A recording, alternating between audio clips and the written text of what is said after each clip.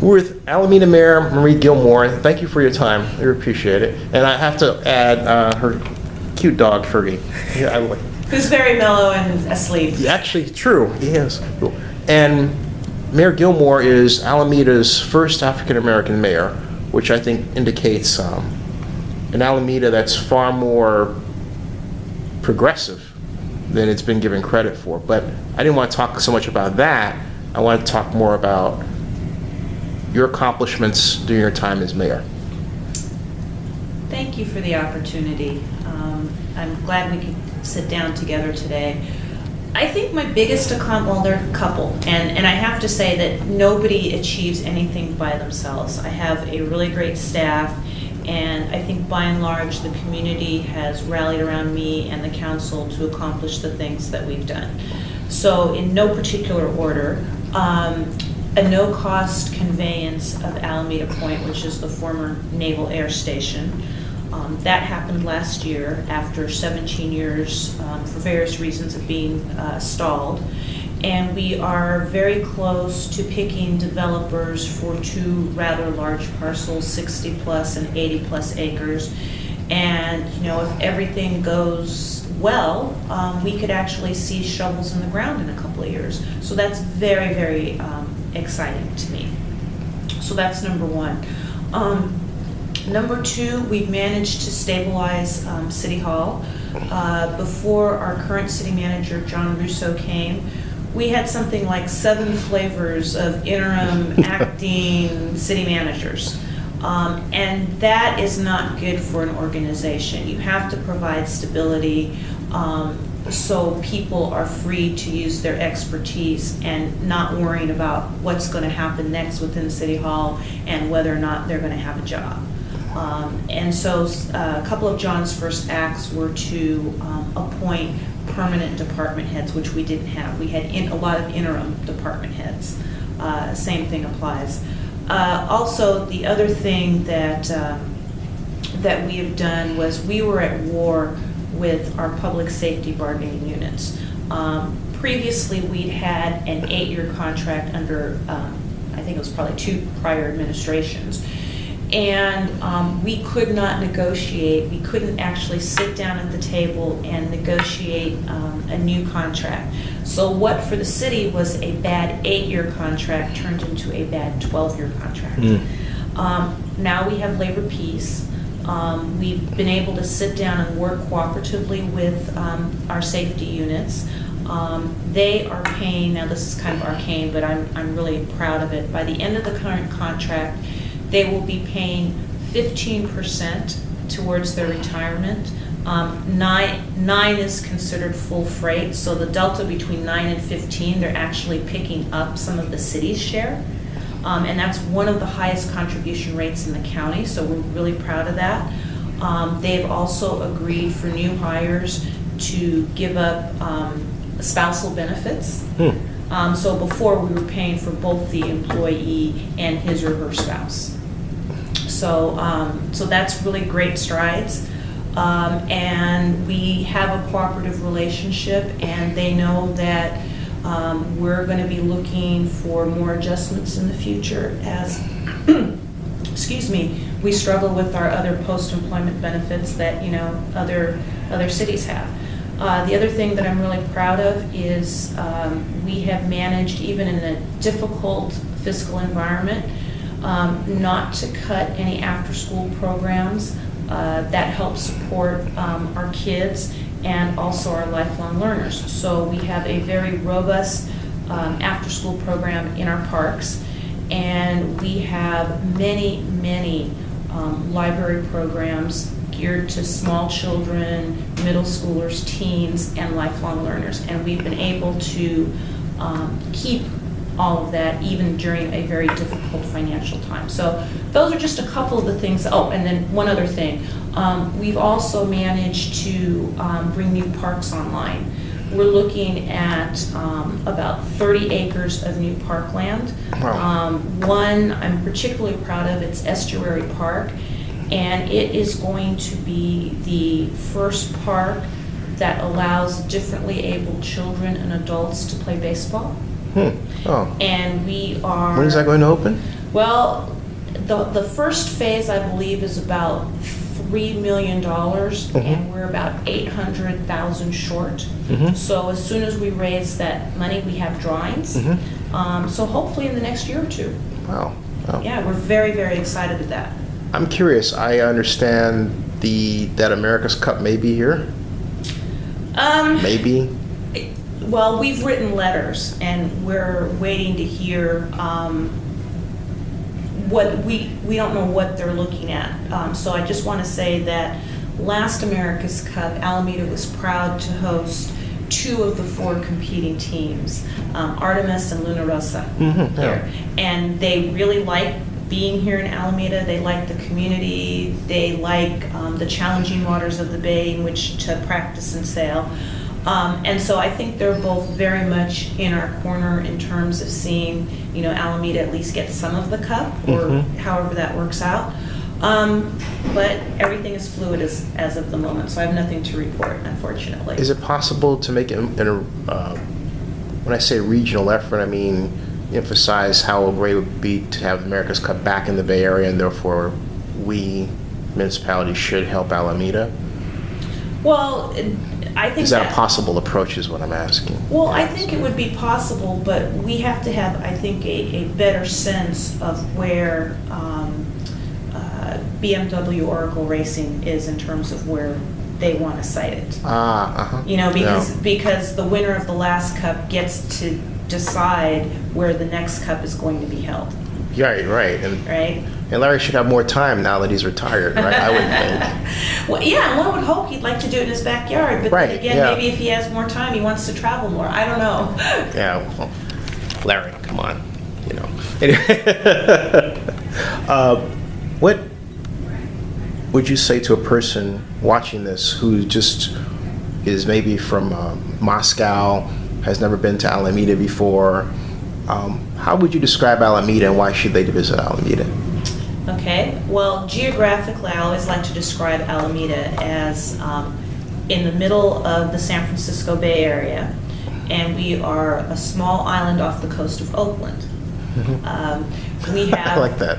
Yeah. Well, because then everybody knows right. where it is. Right. People know where San Francisco is, and most people know where Oakland is, right? Yeah. So. Yeah. That's I'll borrow that from now on. We have fabulous weather. We have, even though we're a city of 75,000, we still have a very small town feel. People are friendly. We have a beach, and we have great restaurants. What's your favorite? Oh, don't ask me to say that on camera. Oh, as Mayor, I'd imagine they're all of your favorites. They are all of my favorites. Yeah. And as a matter of fact, I kind of have a rotation that my husband and I do kind of on a monthly basis. So. Yeah, wow. It's like, what, in coming back to the whole thing about Alameda and how it is today, every time when I went down today, it seems like there's a neighborhood feel here that has existed even through the internet age. People are out the street talking with each other. Is that because of the Victorians and the way it's structured, or is the Well, I think Alameda is a unique community because you can't drive through Alameda on your way to anywhere. You have to be intentional about coming here. And I think that helps us in terms of being a really close-knit community. I mean, you know your neighbors. We have a fabulous school district, and our schools are neighborhood schools. So they're close enough for people to actually walk their kids to school. And during that walk, you get to know your neighbors. And because we have a lot of older stock housing, it's not the sense where you drive into your garage and go into your house through your garage, so therefore you never have to talk to your neighbors if you don't want to. Right. We have a lot of places that, if you have a garage, you've got to come around to the front to go in, or some places don't have garages. So there's just a lot of people bumping into each other. And I know that for various holidays, a lot of the neighborhoods have block parties still, right? Yeah. Yeah, which I haven't seen since I left Chicago when I was a little boy, so yeah. I mean, off the top of my head, I can think of 3 neighborhood block parties. One of them is on my street, by the way, for various holidays. You know, and that's without even trying it. I bet there's a bunch more that I don't know about. Oh. You mentioned, quote, a difficult financial period. I know that redevelopment was the lifeblood for a number of cities in California, and the governor sought to end it. How have you all adjusted post-redevelopment? Or are you still adjusting? I was just going to say, we're still adjusting, and the demise of redevelopment took away our #1 tool for redeveloping the Naval Air Station. And that's where it really, really hurts us. Because we're at ground zero, literally. The infrastructure price tag on that is slightly under $600 million. Wow. Exactly. Wow. Exactly, because Alameda Point needs all new infrastructure. And redevelopment would have been a great tool to help us. And now that we don't have it, it's that much more difficult. You know, that's something just occurred to me. Has anyone lobbied the governor? And someone said, well, the Supreme Court made their decision, but there's no legal decision that can't be undone. I mean, look at people trying to undo Roe v. Wade, right? Yeah. But my point is, has anyone said to the governor, you know, this particular project, Alameda Naval Air Station, was to a degree done with the idea that redevelopment was going to exist as a tool for us to use, and now that's taken away from us. Has anyone said, hey, let's try to redo that because that was a mistake? Because I understood that the governor himself said he made a mistake. Oh, really?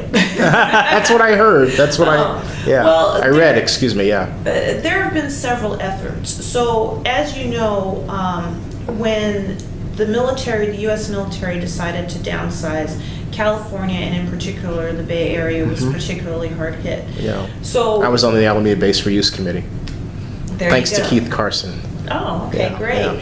So don't shoot me. No, I no. didn't. Well, you're familiar with all of this. So the former military bases had gotten together and attempted to go to Sacramento and get the legislature and the governor to craft some sort of a bill that would be basically for former military bases. That didn't get very far.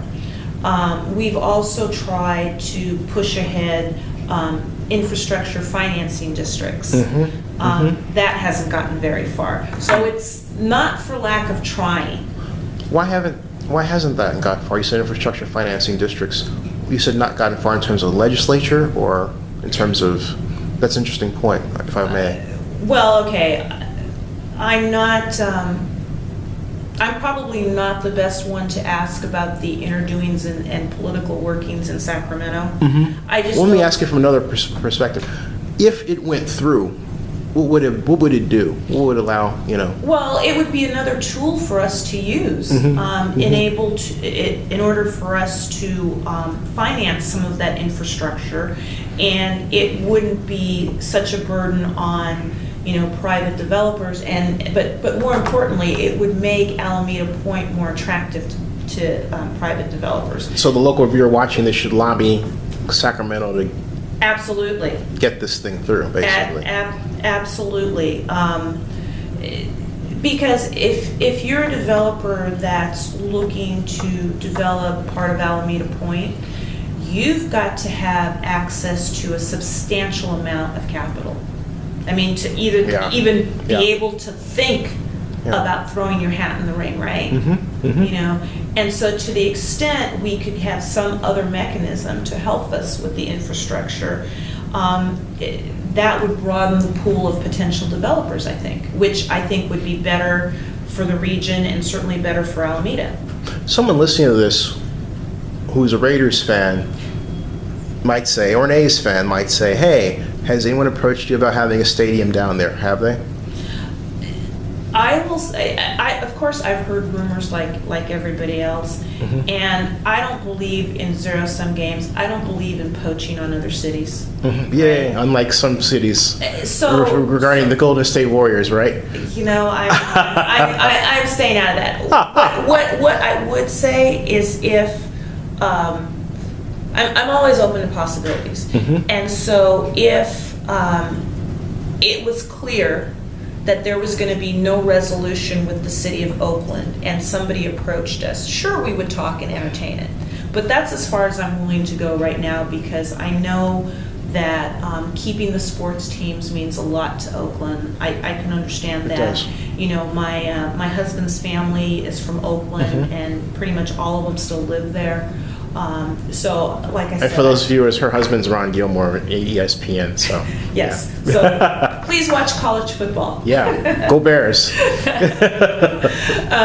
So anyway, it's important, Oakland, and I don't think that it's right to poach. I think what we all want to do, and I know that Mayor Ed Lee has spoken very eloquently about this, we want to grow the region, right? Which means we want to bring in more jobs, because a rising tide lifts all boats, right? Right. And you don't want to do that at the expense of a neighboring city, because that's not really growing the pie. No. It's just kind of moving pieces on the board. Shifting gears, let me rephrase this another way then.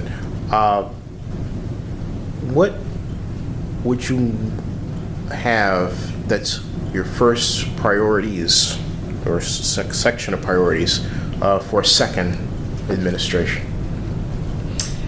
Well, my big priority, well, two big priorities, is keeping Alameda Point on track. Because after, like I said, 17 years of going nowhere, we have some momentum. And I think while we have momentum and things are moving forward, it could easily be lost. And so I want to keep that moving forward. The other thing that I want to do is I want to continue to grow and maintain our parks and open space, because that's one of those quality of life things that our residents really value. And I'm sure you've been out to Alameda Point and seen the beautiful views and vistas. And I want to be able to open that up to the general public. There's a lot of fencing up there now. So that's really important. And I think the third thing is continue to get the city on a strong fiscal footing. I mean, we're there, but we need to really work on our other post-employment benefits. Having said that, the situation that we're in right now was a 20 or 30 year problem in the making. And I'm realistic enough to know that we're not going to be able to solve that overnight. But we can put a plan in place, you know, that could maybe cut that deficit in half in maybe 20 years and go on from there. And then it'll be another administration's opportunity to pick up the ball and run with it. In closing, any thoughts you want to leave with the viewer? Yes. So this is a re-election year. I think that Alameda is definitely moving in the right direction. We are all pulling together, by and large, in that same direction. We have awesome momentum, and I would really like to see that continued, and I would be very humbled and very appreciative if the residents of Alameda selected me to continue the journey with them. Yeah, thank you, Mayor Gilmore. Thank you. Good.